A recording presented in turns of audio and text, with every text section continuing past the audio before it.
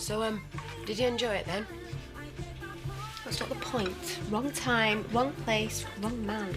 Oh, come on, you must have found it a bonus. No one wants the life to be predictable, do they? Well, you don't play around anymore. Yeah, well, that's because I've got far too much to lose. Not like you and Scott are married, though, is it? Face it, you've been getting bored with him for ages, and Sid is pretty fit. So, Scott? Look, Chloe, right, when I were poor, I used to go window shopping in this designer outlet in Leeds. I would have done anything for one of them posh frocks. Now I can have them, I'm not interested. You are such a bad influence. No, I'm just telling you like it is. If you find axle grease a turn on, stick with it. Brought you in some more tea bags. Or aren't you working today? Sorry, Viv. Try and be a bit more careful what you say in front of his mother. Well, it wouldn't matter if you gave him the big E, would it? Look, me and Scott are going to sort things out. Just back off and then get me into more trouble. That's not your lunch, is it? Yeah, well, I don't normally eat much when I'm working. I thought Chloe would cook for you today. It's our afternoon off. She's out with Charity. She spends too much time with that girl.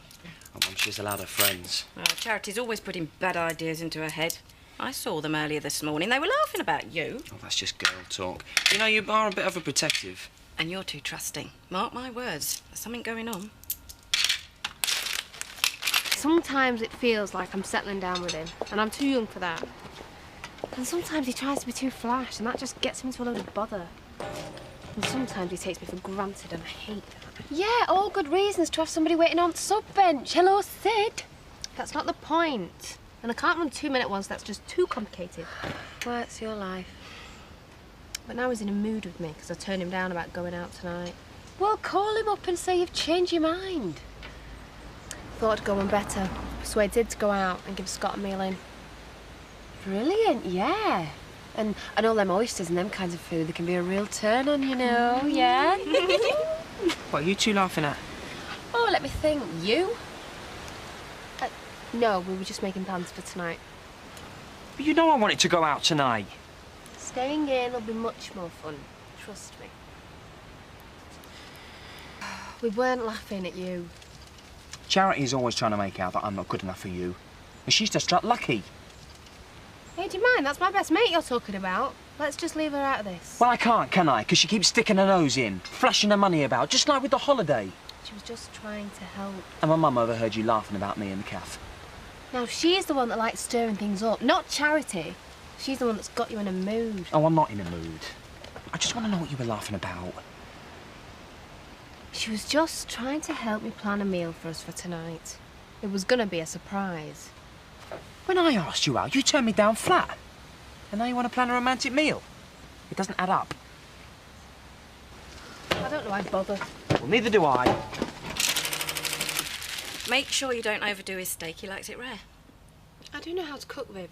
Maybe, but seeing as you're finally doing something nice for my son, you may as well get it right. Right, that's £10.40 minus staff discount. Oh, well, take it off my wages. I'm a bit short this week. Right. Cheeky mare. Oh, come on, Viv. Everybody gets hard up. When I was her age, I was really careful about my housekeeping. I didn't squander it on luxuries and expect an advance from my wages.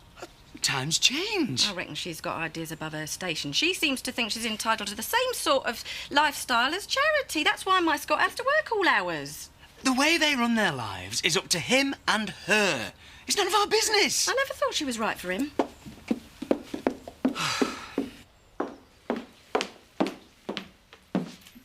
Oh, Synth, you seem really down today. Sorry, it's our Letitia. Oh, what's she done now? Nothing. It's just she seems happier at Dingle's than she ever did with me. Makes you feel a bit worthless as a mum. Hey, she's the one to blame, not you. Do you know she's never grateful for what she's got? Hey, Hiya. Lise. Hiya, love. Hey, I haven't got much time. We're off on a day trip to Scarborough tomorrow and just wondered if you and Danny'd like to come too. Oh, I'm sure our Danny would like to, but I don't think I can get away. Oh, go on. You've been working all hours. You deserve a day off. And as your employer, I insist. Letitia will be coming along as well, so I'll give you a chance to sort things out. Not sure that's what she wants. Well, she can't stay at ours forever. The rest is up to you. So, what do you say? OK. Yeah, I'll give it a try. Same again, Bob. Oh, you're knocking them back quick tonight, aren't you? Oh, Chloe.